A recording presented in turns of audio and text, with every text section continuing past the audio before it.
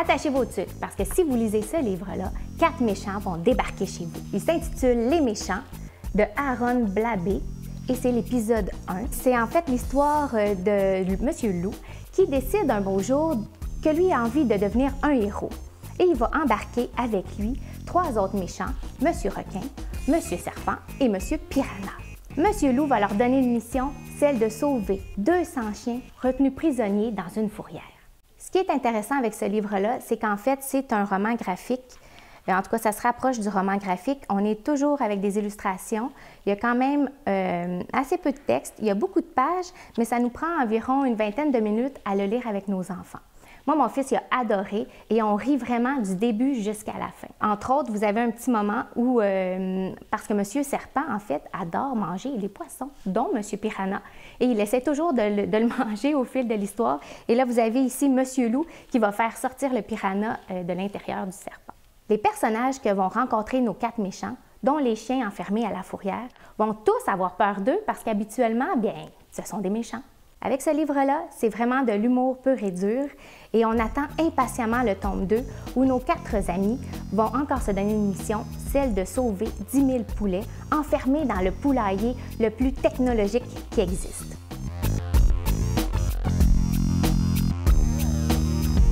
Je vais vous faire un aveu. J'ai toujours eu un peu le syndrome de Peter Pan, c'est-à-dire que même enfant, j'appréhendais beaucoup mon passage de l'enfance à l'adolescence.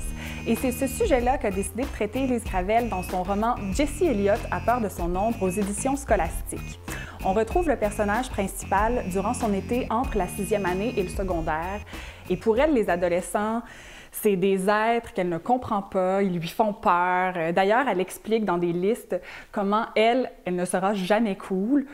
On se rend compte qu'elle a encore sa collection de pouliches, qu'elle aime dessiner les aventures de son personnage super cornichon, qu'elle adore le poète Émile Nelligan, qu'elle trouve trop cute. Durant cet été-là, sa meilleure amie Julie va commencer à passer du temps avec une fille un peu plus vieille, une fille cool, et c'est la trahison suprême pour Jessie. Élise Gravel a décidé de faire un roman graphique avec ce roman-là, et c'est parfait. C'est comme si on trouvait le journal intime d'une jeune fille avec toutes ces pensées qui vont dans tous les sens, les gribouillages partout sur les pages. Bon, bien entendu, mes gribouillages à 12-13 ans étaient beaucoup moins réussis que ceux d'Élise Gravel qui sont magnifiques. J'aime ce roman-là pour 2 raisons principales. Premièrement, on peut le conseiller à un public très large. On peut aller capter l'intérêt de lecteurs un peu moins habiles. Parfois, en littérature jeunesse, on a tendance à entendre un peu le ton de l'auteur qui est adulte en arrière.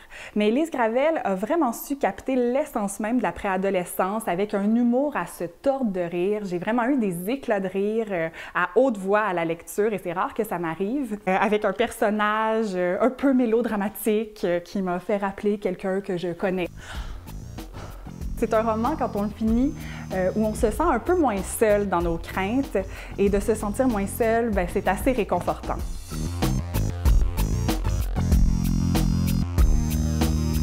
Laissez-moi vous parler de Méchant Far West, le tome 1, qui s'intitule Le méchant qui voulait être pire. Un roman western rempli d'humour, qui met en scène un méchant, mais qui est énorme, qui fume des cigares ultra dégoûtants.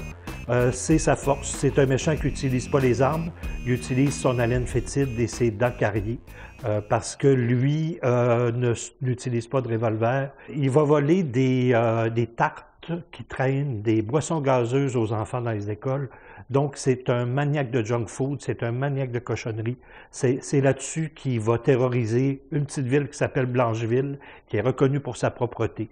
Donc, déjà, lui va détonner avec son cheval rebelle et il va vraiment semer la terreur. On ne connaît jamais son nom. Quand ils veulent nous présenter le personnage, on entend simplement un « cra, cra, cra » de Corneille. Il est tellement méchant qu'il fait tordre les orteils des personnes qui l'entendent rire. Et moi, je me suis senti un peu comme un gros orteil parce que je me suis tordu tout le long de l'album. Qui rajoute aussi à l'humour un dessin très, très humoristique, très caricatural. On sent vraiment qu'il fait pleurer tout le monde, il terrorise tout le monde dans le village. Donc, avec son cheval qui devient, en fin de compte, qui devient son alter ego, qui va fumer des cigares. Donc, on est dans une absurdité totale, mais totalement ludique aussi. Donc, gros plaisir de lecture et on attend impatiemment ton tour.